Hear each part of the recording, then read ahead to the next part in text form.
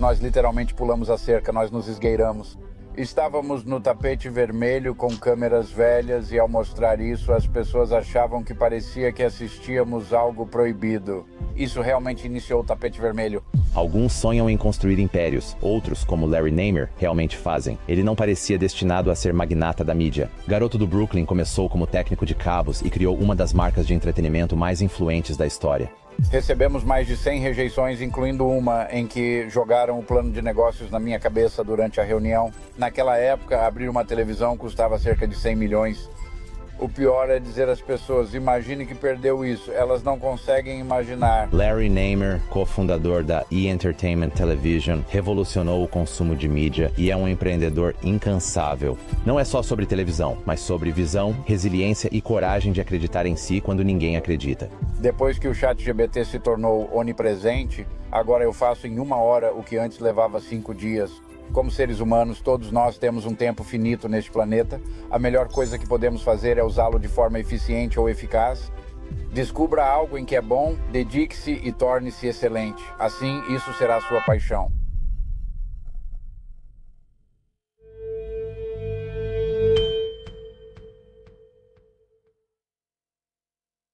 Então, Larry, você passou de emendar cabos nos esgotos de Manhattan por 90 por semana para construir um império de entretenimento de 7 bilhões que abrange 142 países.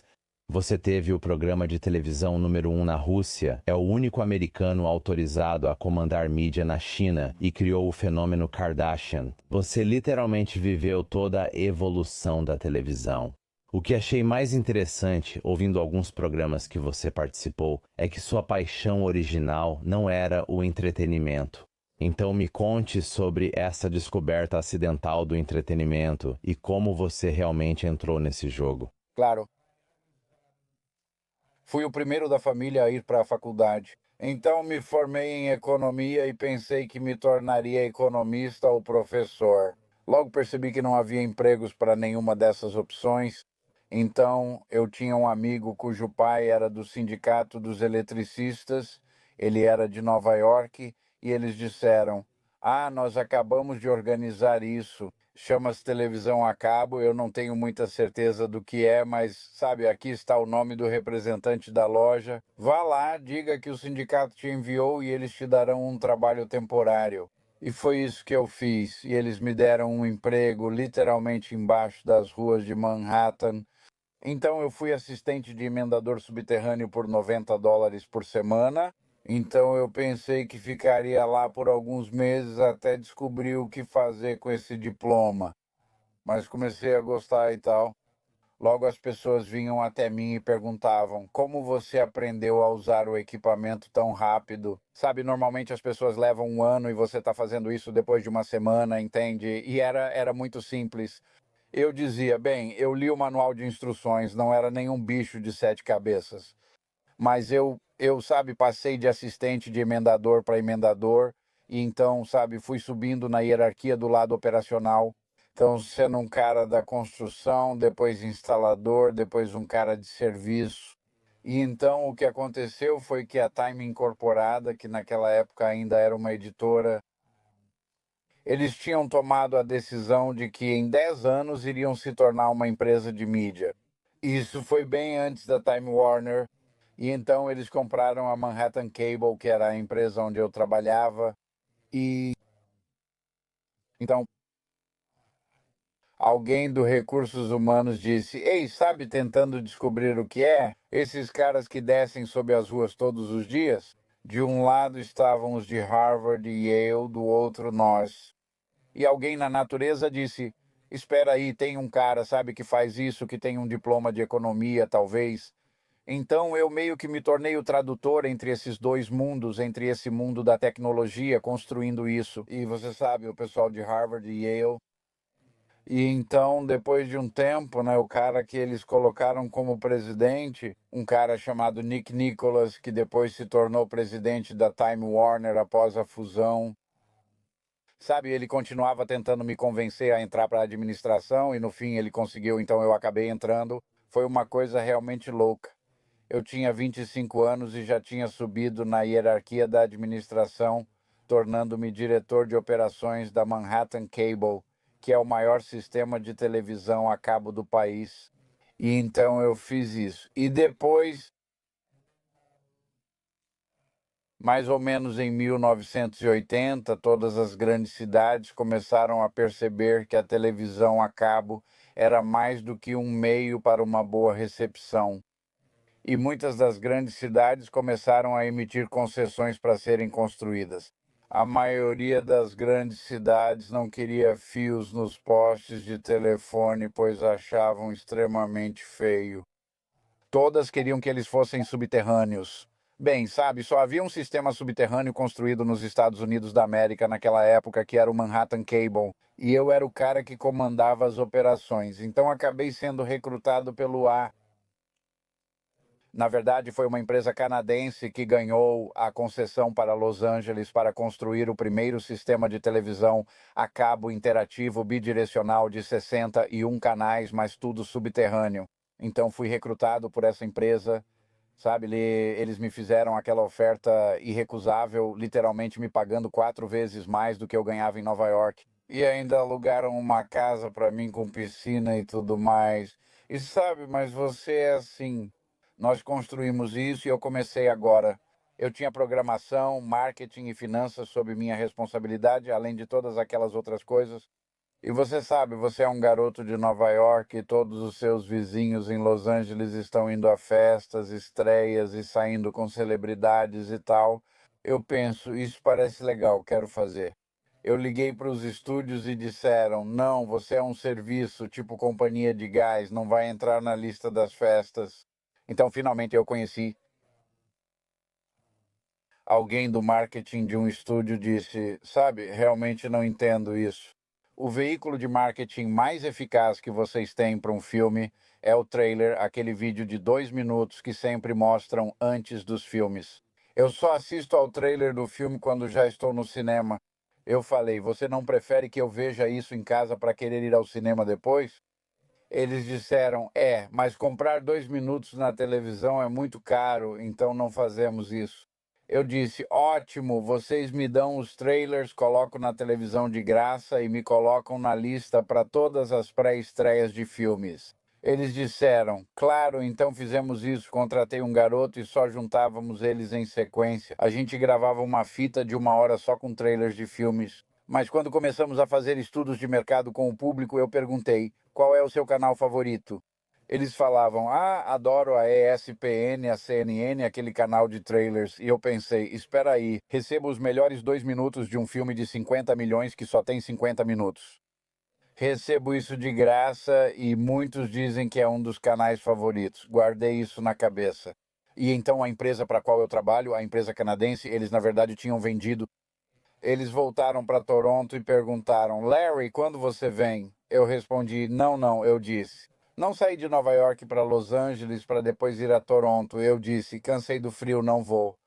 E então um amigo meu amigo Alan Marufka, que também é da Costa Leste, sabe, a gente estava conversando e ele estava lá em um projeto e tinha algo a ver com o estúdio do Francis Ford Coppola, mas ele atuava mais no setor imobiliário. E a gente disse, sabe, a gente realmente gosta de Los Angeles, vamos pensar em algo que nos mantenha aqui. E ele disse, eu tenho brincado com essa ideia, sabe, tipo, entretenimento hoje à noite, 24 horas por dia. E eu falei, espera um segundo. Eu disse, sabe, essa era uma época em que a MTV realmente passava videoclipes e eu falei, sabe, você tem. A MTV coloca um apresentador na frente de uma tela verde e ele aponta para a tela e diz: e a Madonna tem um novo clipe. Eu disse que poderia conseguir todos esses trailers de filmes de graça e as pessoas iam adorar. E a gente coloca um apresentador na frente de uma tela verde e manda ver. E o Schwarzenegger tem um novo filme. Então a gente, você sabe. Então, basicamente, a gente apresentou a ideia para a MTV dos filmes e sim, escrevemos um plano de negócios. A gente achou que era muito esperto. E sabe, isso foi antes de fazer tudo digitalmente. Então, a gente realmente tinha um plano de negócios com umas 200 páginas e tal. Mas a gente era um pouco ingênuo naquela época. Ninguém, nunca houve pessoas comuns que realmente começaram uma rede de televisão. Só grandes empresas de mídia fazem isso. E basicamente foi o que aconteceu. As pessoas diziam, sabe, Larry, é uma boa ideia, mas você não é Rupert Murdoch, nem a Time Warner, Fox ou Universal. Você não pode simplesmente criar uma rede de televisão, sabe? Mas a gente não era esperto o suficiente para ouvir, então continuamos em frente. Mas 3 anos e meio depois, nós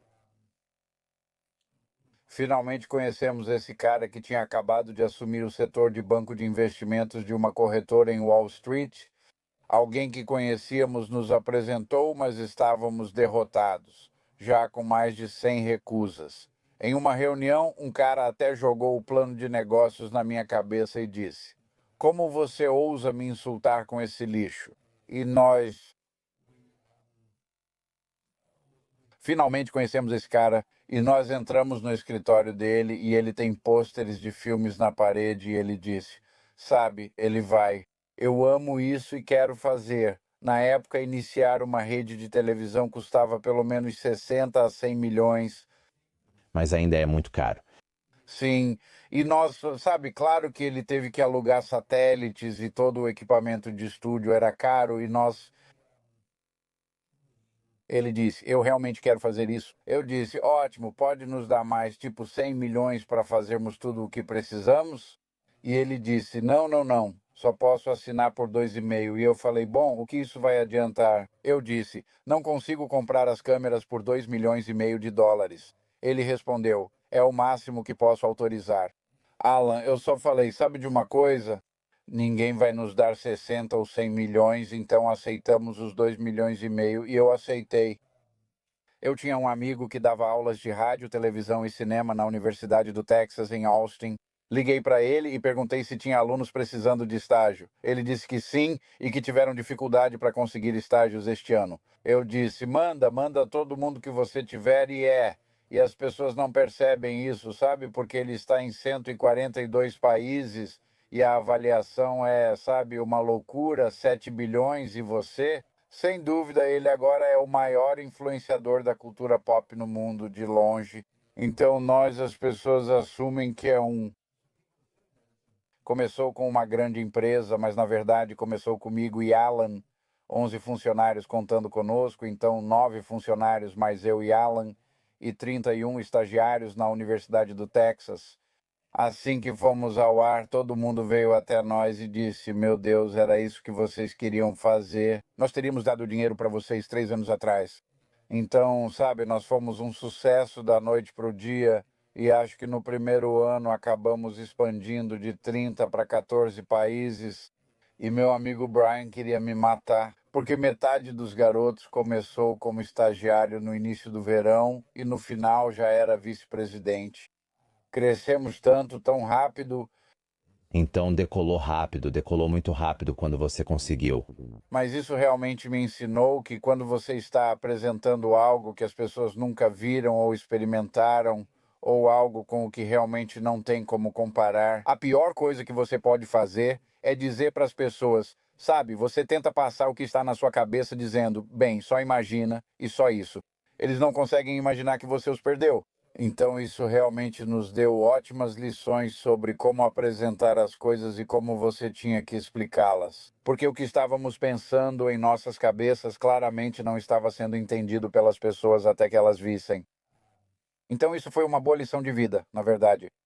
Quando você pensa sobre o que fez isso se tornar tão popular, qual foi o tipo de programação que você descobriu que realmente deu certo, que explodiu? Porque, quero dizer, desse jeito você cresceu muito rápido no começo. Mas se você olhar para outros sucessos seus, quero dizer, Talk Soup, os Kardashians, Howard Stern, então você tem um olho para isso? Tenho certeza de que houve muitos que não deram certo, mas podemos falar sobre os que deram. Qual foi a diferença?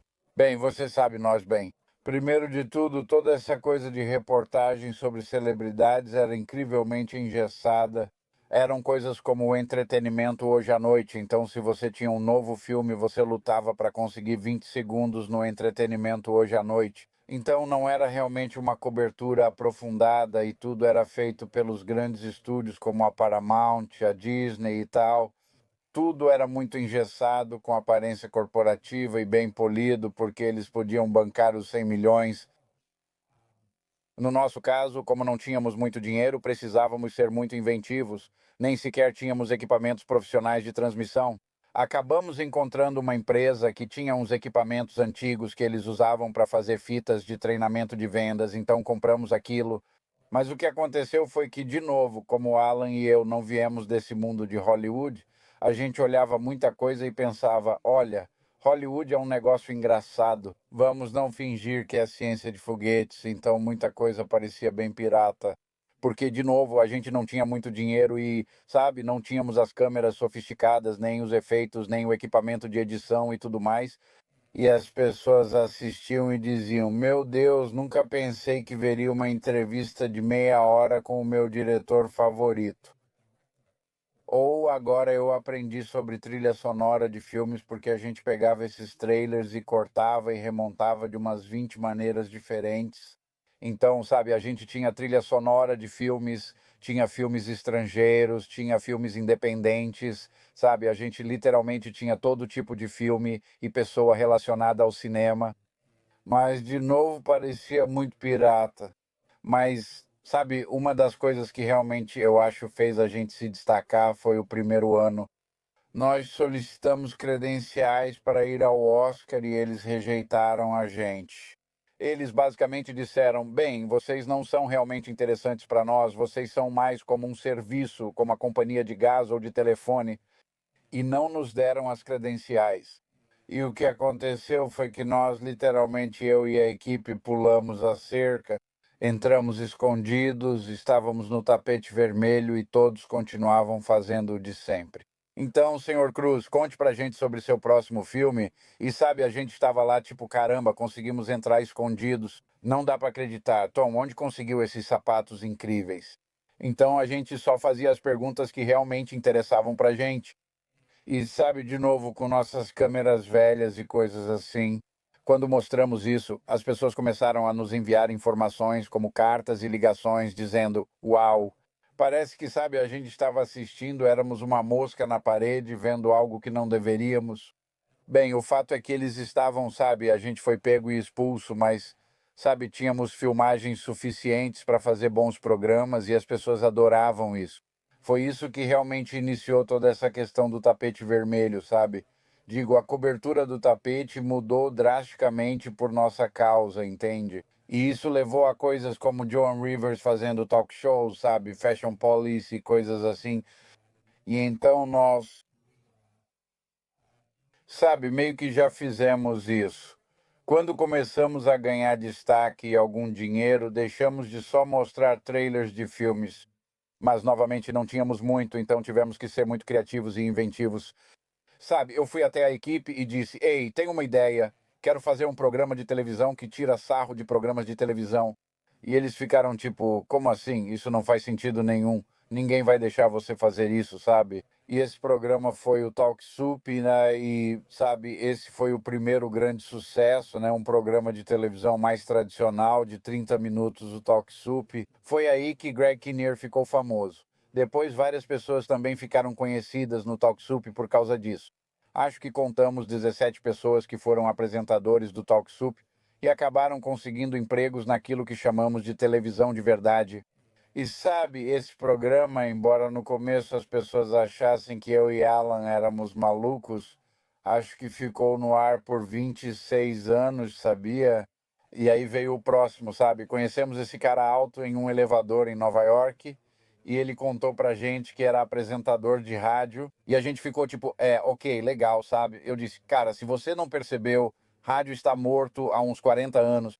E ele ficou dizendo: não, vocês têm que ir ver o programa. E a gente foi assistir ao programa de rádio dele, sabe? Porque acho que todo mundo morava no mesmo prédio. E então pensamos: ah, vamos acabar encontrando esse cara de novo. Seria meio rude se a gente não fosse ver o programa dele e, sabe, aí a gente acabou adorando. E a gente voltou para a equipe e disse: ei, queremos colocar câmeras no estúdio de rádio desse cara.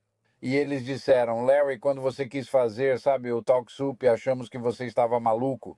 Disseram: rádio está morto, quem assistiria? Respondi: vocês não entendem. Antigamente havia uma sitcom chamada WKRP em Cincinnati, sobre uma equipe de rádio, né, um grupo de personagens numa comédia.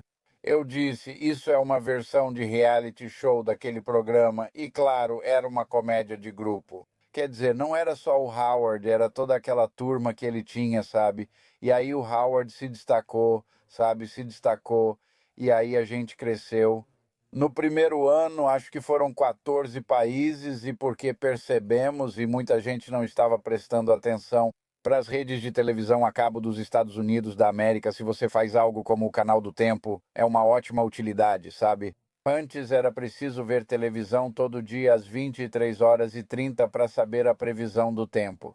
Depois surgiu um canal onde você podia conferir a qualquer hora, mas era algo muito local. Se você não morasse naquela cidade, sabe, ou naquele país, você não se importaria com o tempo em Londres ou algo assim. Afirmamos que celebridades e sua cultura são populares mundialmente, e isso se mostrou realmente verdadeiro.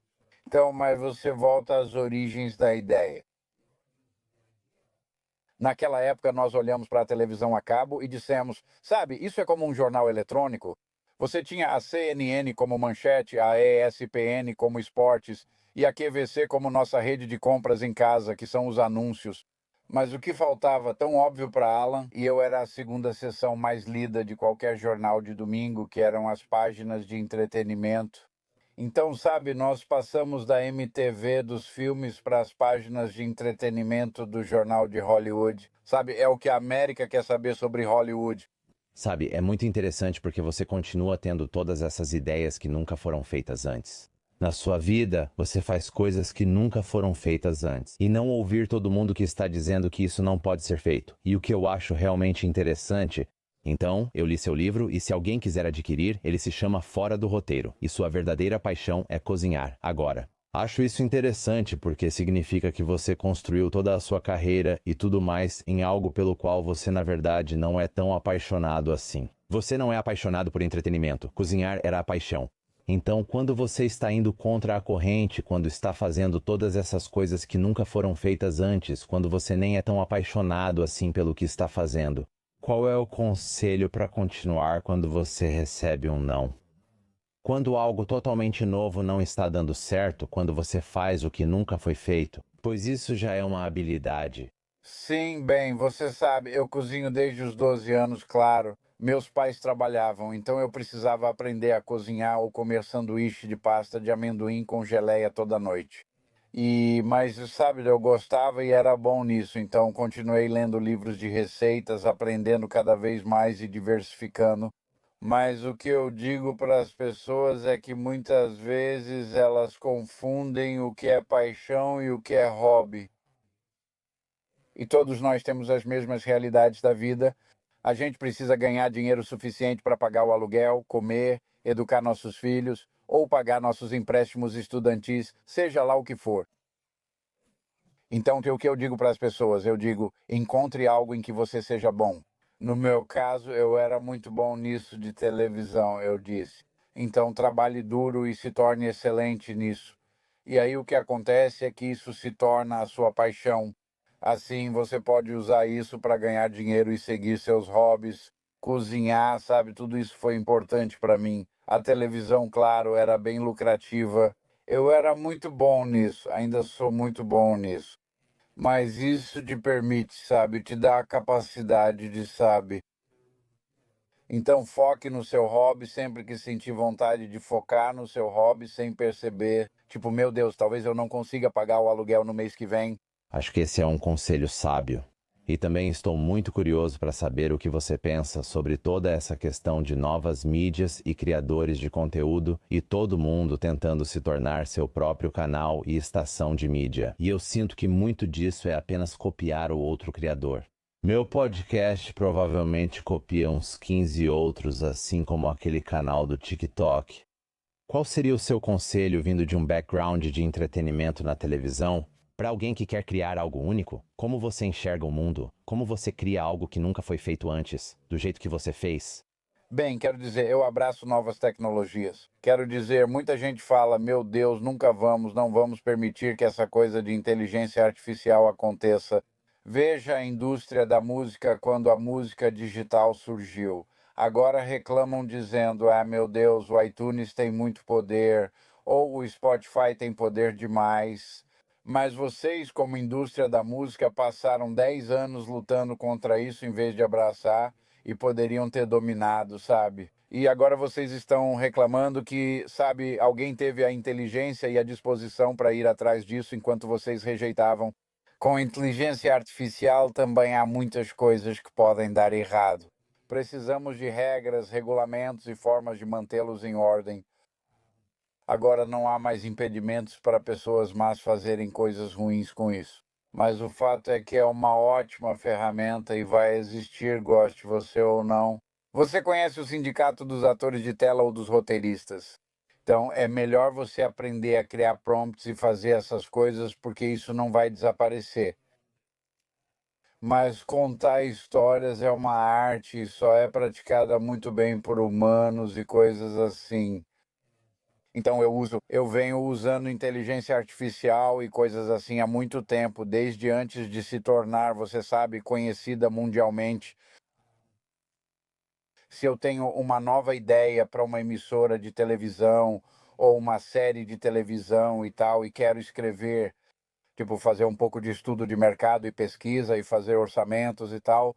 Antes eu levava 5 dias para criar uma ideia básica, sabe? Mas depois que o ChatGPT se tornou onipresente, agora levo 30 segundos para inserir a ideia, levo 1 hora para ajustar, porque nunca fica 100%. Então é isso, é assim. Mas agora eu faço em 1 hora o que antes levava 5 dias. Eu sempre digo, como você não ama isso? Quero dizer, como seres humanos, todos nós temos um tempo finito neste planeta. O melhor que podemos fazer é usá-lo de modo eficiente ou eficaz. Eu disse, agora faço em 1 hora o que antes levava 5 dias. Eu poderia fazer mais e ganhar mais dinheiro.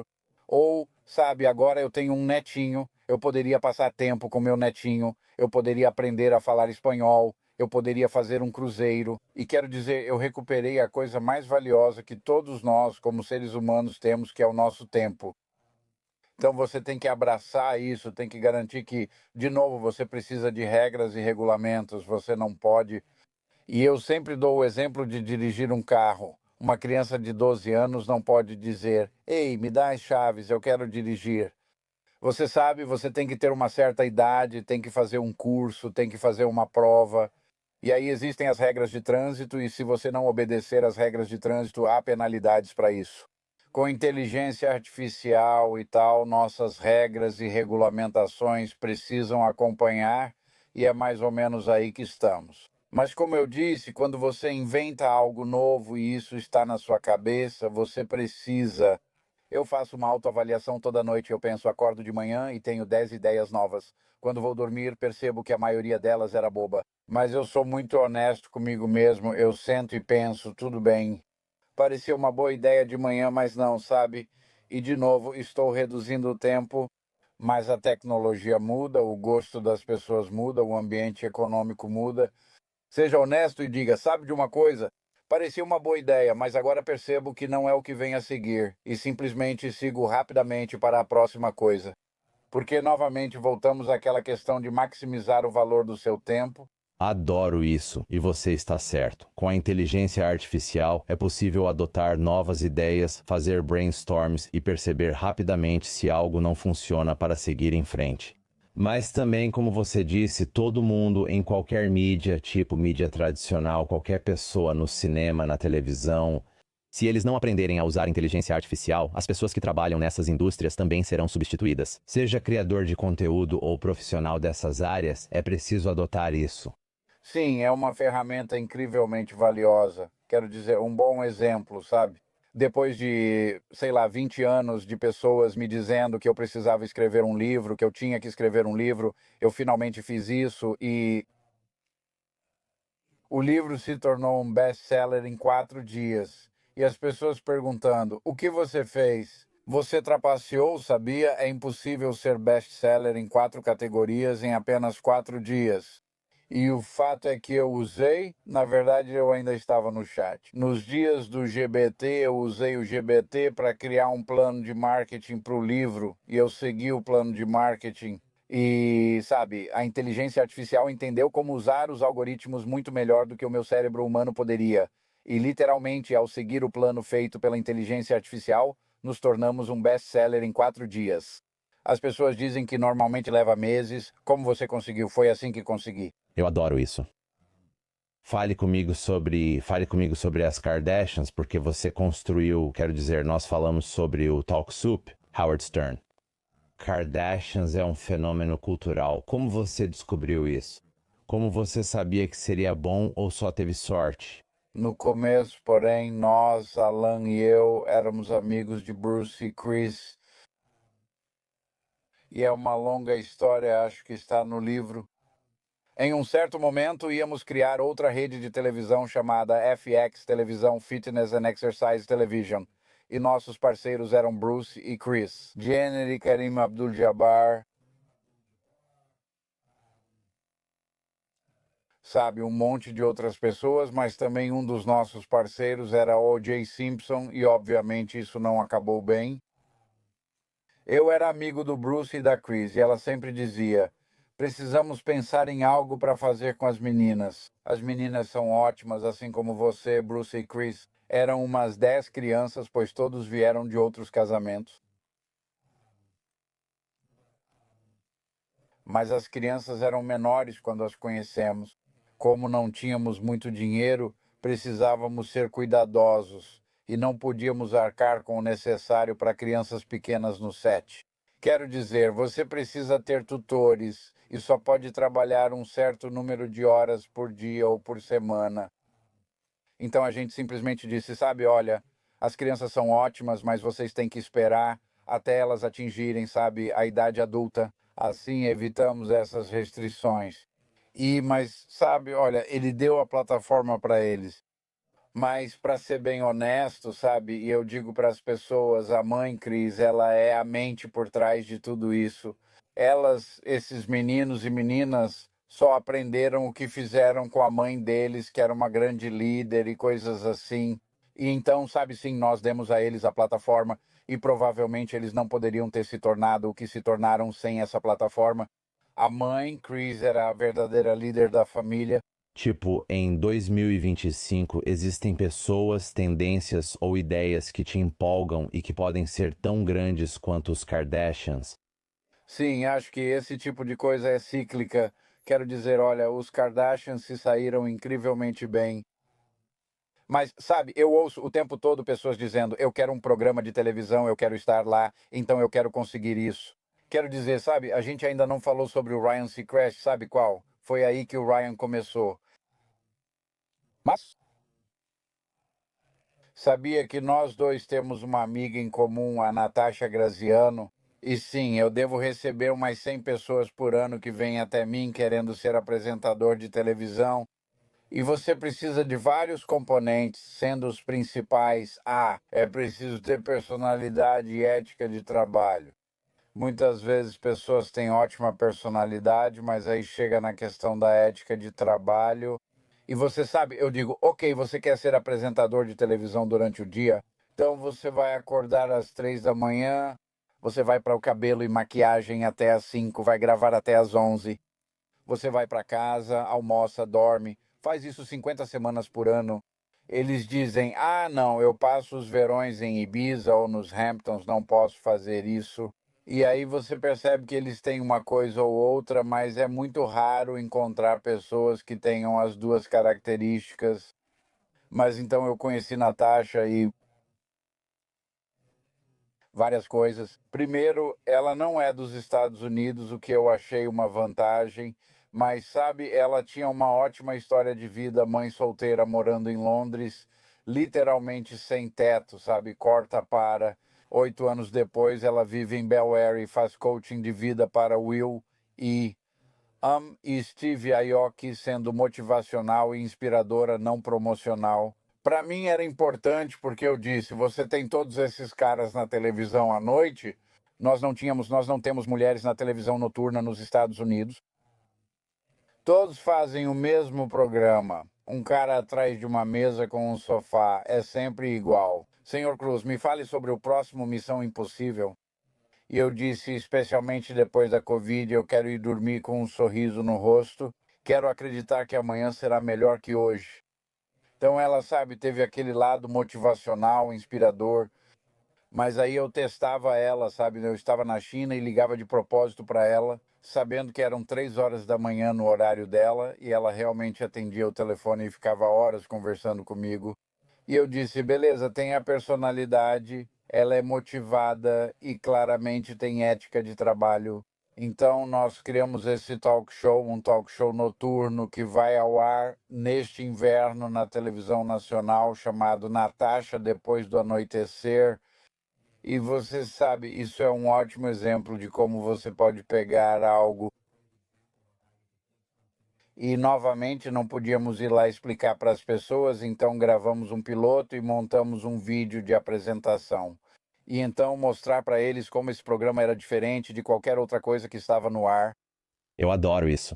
E isso é, quero dizer, se alguém estiver ouvindo, tipo, as características que você acabou de descrever, que fazem um apresentador de talk show bem-sucedido, um âncora, simplesmente uma pessoa de sucesso, ética de trabalho, personalidade e presença.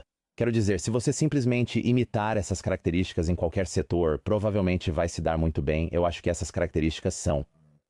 Esses são os pré-requisitos para construir algo significativo, seja na televisão ou em qualquer área. Uma das ideias que eu mais gosto que você discute é que você se reinventa a cada poucos anos. Acho que quando ouvi isso, era a cada 7 anos. Muitas pessoas realmente têm dificuldade para se reinventar em algum momento. E elas são a mesma pessoa aos 70 anos que eram quando começaram a carreira aos 25 anos. Fale comigo sobre reinvenção, por que isso é tão importante? As pessoas perguntam por que você parou de comandar o programa da União Europeia. Continuei no conselho, mas sinceramente fiquei entediado. Sabe, nós nos tornamos enormes e, sabe, foi algo incrível. Mas quando você chega à questão disso, quando alguém me convenceu a escrever o livro, comecei a focar nisso e pensei, sabe de uma coisa? Eu realmente tenho esses períodos de 7, 8 anos em que sou uma pessoa totalmente diferente, sabe? Então eu tenho meus anos no Brooklyn, meus anos na televisão a cabo em Manhattan, meus anos na televisão a cabo no Vale, meus anos digitais, meus anos na Rússia, meus anos na China, meus anos pós-Covid e coisas em que, sabe, é tudo completamente diferente e tal. Tenho que admitir que a China realmente mantém meu interesse porque é simplesmente enorme e há tantas oportunidades diferentes lá. Basicamente é se atualizar e acompanhar novas tecnologias. Quero dizer, eu realmente faço questão de garantir que, seja qual for a nova tecnologia que esteja surgindo, eu esteja lá antes das grandes empresas chegarem. Porque eles demoram muito tempo, sabe? Eles estudam, fazem planos, têm reuniões de diretoria e, sabe, eles conseguem as coisas provavelmente 1 ou 2 anos depois do que poderiam ou deveriam. Sabe, você mencionou a China. Quais são as coisas que, primeiro, por que você está animado com a China? O que podemos aprender sobre como eles fazem? Mídia. Porque eu acho que você previu a morte da televisão linear há um tempo atrás. Eu sei que a China está sempre meio que na vanguarda em termos de mídia, redes sociais e várias outras coisas. Então, o que a China está fazendo? O que te empolga? O que deveríamos tentar emular? Primeiro de tudo, são duas coisas diferentes aí. Então, não havia mídia tradicional lá, sabe, para falar a verdade. Sabe, tudo era controlado pelo governo, então celulares, sabe, coisas digitais e tal, eram todas novidades lá. Então você não precisava gastar muito tempo tirando velhos hábitos, só precisava gastar criando novos hábitos.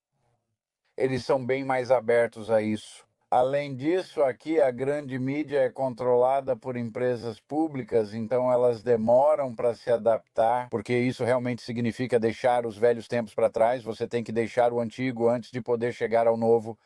Quero dizer, eu converso com pessoas que são presidentes de redes de televisão e eu fico pensando, por que que vocês ainda estão fazendo televisão linear? Quero dizer, não faz sentido nenhum.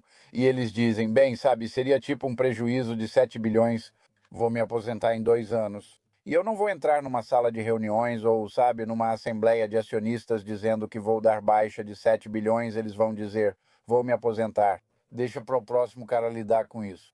Isso não tem relação com o certo, né? O que você deveria fazer ou com a realidade. Mas existem essas outras coisas em jogo que você sabe meio que nos restringem.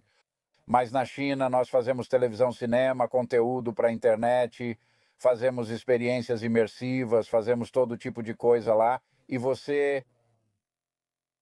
pessoas que assistem aos nossos programas de televisão. Bem, antes de tudo, nós somos bem-sucedidos na China porque fazemos produções na China em mandarim, especificamente para o público chinês. Não levamos o que fazemos na Austrália e legendamos em inglês para vocês, sabe? E pronto. A China é 3 ou 4 vezes maior que os Estados Unidos e os chineses têm muito orgulho e alegria de sua nacionalidade. Sabe o que me disseram no início? Disseram: se você não quer fazer algo aqui na nossa língua para nosso povo, está no lugar errado. E acho que Rupert Murdoch aprendeu isso bem cedo, porque ele foi tirado daqui bem rápido. Então, mas se você pegar só os 70, 70, provavelmente até um pouco mais. Agora estou voltando um ano. As pessoas assistem aos nossos programas em telas de 5 polegadas no celular e por isso tivemos que aprender a adaptar a produção, a edição e tudo mais. Se for uma tomada ampla, fica ótima em uma televisão de 55 polegadas. Vai ficar horrível quando você colocar em um celular. Então, muita coisa que a gente grava, sabe, são mais closes e planos de rosto. Então, faça assim. E isso realmente, sabe, todo esse fenômeno levou ao que está acontecendo agora com a programação vertical, que agora está começando a cuidar de curtas-metragens, filmes de 2 minutos e coisas assim. A gente já faz esse tipo de coisa na China há anos, então acho que já tem quase 800 milhões de pessoas na China com smartphone agora. Então, sabe, é uma base muito boa para experimentar. Acho que, sabe, olho para outras coisas que vêm da China e há tendências de e-commerce que estão vindo da China. E a forma como as pessoas compram, e a forma como as pessoas adquirem, a forma como consomem conteúdo, com certeza, eu acho que isso vai ser. Eu sempre penso que muitas das coisas que vemos saindo da China, em termos de comportamentos, eventualmente vão chegar aos Estados Unidos. Então é só uma questão de tempo. Então você disse que mais de 70% das pessoas consomem apenas pelo celular? Não é surpreendente. Você também estava fazendo algo muito interessante na China, onde você cria filmes divididos em segmentos de 2 minutos e então o público compra esses segmentos um por um. Eu não acho que isso chegou aos Estados Unidos, mas essa é outra forma de conteúdo curto que eu acho que você também poderia ver nos Estados Unidos, então, de novo, é conteúdo curto. Vertical. E isso é algo ao qual os criadores devem prestar atenção, tipo, ok, o que eu estou vendo na China? Como posso adaptar meu conteúdo para isso? Porque é isso que vai chegar por aqui em breve. Sim, bem, tudo o que você precisa fazer é ir até a App Store e você vai ver que tem um monte de coisas. Eles precisam de um mercado, né, alcançar outros, mas isso já chegou aqui e é interessante. A maioria pertence a empresas chinesas. E a teoria? Mais uma vez, abordamos as coisas de forma diferente e analisamos tudo que criamos. Como uma iniciativa de mídia, precisa ser financeiramente sustentável. Não fazemos isso por achar incrível, por criatividade ou amor, mas se não for financeiramente viável, não faça. Com o tempo, como digo, as realidades da vida prevalecem. Mas com curtas metragens você pega ou faz um filme seriado, você faz um filme de 90 minutos. A maioria agora são comédias românticas baratas, custando 300 mil ou 400 mil por filme. Use escritores experientes em novelas, pois roteiristas desse meio dominam arcos de 2 minutos. Pois, se você observar o padrão narrativo de uma novela, são divididas em 2 minutos e um suspense, depois mais 2 minutos e outro suspense. Você faz um filme de 90 minutos e o divide em 45 partes de cerca de 2 minutos. Você não precisa cronometrar eles. E você dá para as pessoas os primeiros 10 episódios de graça, mas aí o episódio 11 é como se fosse o equivalente a R$ 1. Gostei, foi bom. Quero saber o que aconteceu. Será que a Jane mata ele? Beleza, por R$ 1. Você descobre se a Jane mata ele e segue assim. Mas você olha para o modelo financeiro ali. Então você tem 35 segmentos pelos quais está recebendo R$ 1 cada. Então, em um filme de 300 ou 400 milhões, você está recebendo um ingresso de 35, enquanto a Marvel gasta 200 milhões em um 19. Quem tem o melhor modelo? Você acha que, quero dizer, em um certo momento você tinha transmissões em mais de 142 países, agora temos todos esses criadores individuais, esses podcasters, esses canais do YouTube. Você acha que estamos caminhando para uma fragmentação infinita da mídia? Ou acha que algum dia veremos uma mídia unificadora, tomando conta de certa forma? Porque vejo todos esses podcasters e canais de mídia como a nova era, como os Joe Rogans. Escolha um canal do YouTube como o MrBeast. Parece uma fragmentação infinita da mídia. Você vai ver, sabe, sempre que surge uma nova mídia, e eu odeio dizer isso, eu tenho estado. Eu estive envolvido provavelmente com novas mídias 7 ou 8 vezes nos meus 50 anos. Quando ela surge pela primeira vez, as pessoas são muito tolerantes com a qualidade e o conteúdo. Mas com o tempo, agora existe um número absurdo de podcasters. Todo mundo acha que compra uma 40, coloca no laptop, põe uma luminária na cabeça e vira uma estrela da televisão. Bem, não funciona exatamente assim, mas aí você chega ao público. No início de novas tecnologias, as pessoas toleram baixa qualidade. Ele é um ótimo exemplo. Ele nos perdoou por usarmos equipamentos industriais, mas com o tempo o olho e o cérebro começam a esperar cada vez mais.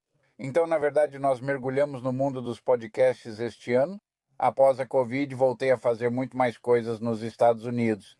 E como você sabe, já sabíamos onde isso ia dar. Nós sabemos disso. As pessoas vão exigir mais qualidade dos podcasts e dos podcasters. Em vez de começar pelo básico, decidimos iniciar o podcast pelo nível mais alto. Então, na verdade, nós fazemos muitas coisas relacionadas ao empoderamento feminino, porque achamos que esse era um nicho que realmente poderia ser bem desenvolvido. Mas nós gravamos nosso 4K, usamos 4 câmeras, fazemos a troca ao vivo, editamos, fazemos a engenharia e desenho de áudio, enquanto o responsável pela iluminação cuida dessa parte. Então, quando você assiste, realmente parece televisão. Quero dizer, o primeiro que fizemos se chama Stall Talk e, sabe, parece uma versão mais jovem, descolada e moderna do The View e tal. Então, a gente ama cada vez mais fazer podcast, pois não há barreiras nem quem impeça. Mas no fim das contas, você tem que ser bom. E sabe, a gente acha que vai ter uma grande reviravolta e você sabe muita coisa que está acontecendo agora. Quero dizer, por vários motivos, sabe, a economia simplesmente não está lá. Grandes anunciantes precisam de escala e não podem se dar ao luxo de comprar audiências de apenas algumas centenas de pessoas. Então você precisa desenvolvê-los e conseguir patrocinadores para mantê-los autossustentáveis e coisas assim. Mas não é uma coisa ou outra. Quero dizer, muitas vezes eu preciso das coisas rápido, me entregue rápido. Eu sou um grande fã do TikTok, eu adoro o TikTok, sabe? Mas é durante o dia, sabe? Eu estou no carro, estou no ônibus ou no trem. Só quero que me entreguem, seja em partes de 2 minutos ou de 40 segundos, fico satisfeito. Mas aí chego em casa e só quero me jogar no sofá e tomar uma cerveja. Então eu quero isso, eu quero aqueles programas de meia hora. Eu quero que os Spielbergs do mundo me contem suas histórias, porque eles fazem isso melhor do que, sabe, meu colega de quarto da faculdade fazia. Não é uma coisa ou outra, são ambas atendendo necessidades em momentos distintos do dia.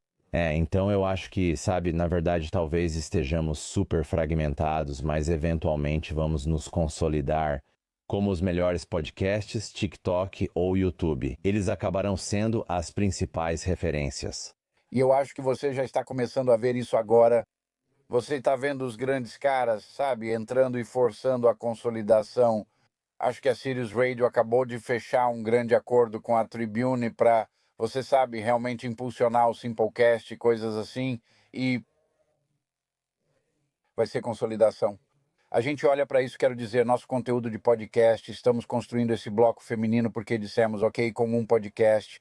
Talvez consigamos 10 mil, então só poderíamos buscar anunciantes locais. Se eu fizer 5 e alcançar o mesmo público-alvo, terei 50 mil. Agora posso ir à L'Oréal ou a pequeno, médio e grande com isso. Larry, onde as pessoas podem te encontrar e conseguir seu livro? Imagino que seja possível.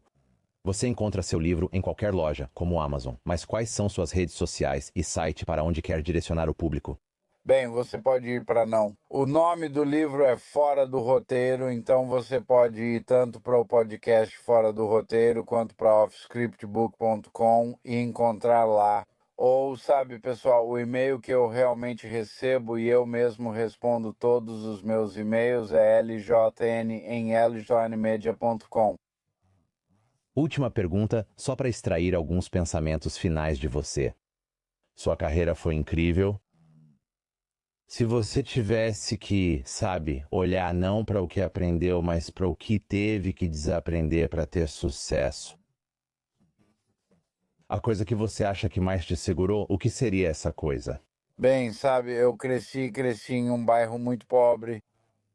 Eu cresci no Brooklyn, mas antes de ser o Brooklyn da moda. Então eu cresci em uma área chamada Coney Island, que ainda é periferia.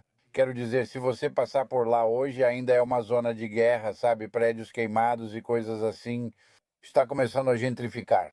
Mas, sabe, meus pais vieram, você sabe, com aquela mentalidade de imigrante, e o desejo deles para os filhos era conseguir um emprego público e poder se aposentar aos 65 anos e sabe, então passei muito tempo tendo que ouvir o que outras pessoas planejavam para a minha vida, em vez de seguir o que eu sabia que ia me fazer feliz. A principal lição que aprendi é simplesmente seguir seu coração e intuição. E de novo, no momento em que você diz para as pessoas, apenas imagine que você as perdeu, apenas se isso faz sentido para você e você precisa, para ser honesto, se avaliar. Como disse, tenho 10 novas ideias por dia, mas ao dormir percebo que a maioria era boba. Sou honesto ao admitir que ideia estúpida, o que eu estava pensando, qual a próxima. Só não perca seu tempo com essas coisas. Adoro isso, mas se acredita mesmo, precisa se comprometer. Você tem que, tipo, eu digo, encontre algo em que você seja bom e trabalhe duro até se tornar excelente nisso, e então isso vai se tornar a sua paixão. A última coisa que eu queria te perguntar, você já compartilhou muita sabedoria e talvez aprofundar um pouco mais esse pensamento? Se você só pudesse transmitir uma lição de vida aos seus filhos, qual seria a mais importante que aprendeu? Você já deu algumas, mas quais seriam suas palavras finais de sabedoria para seus filhos?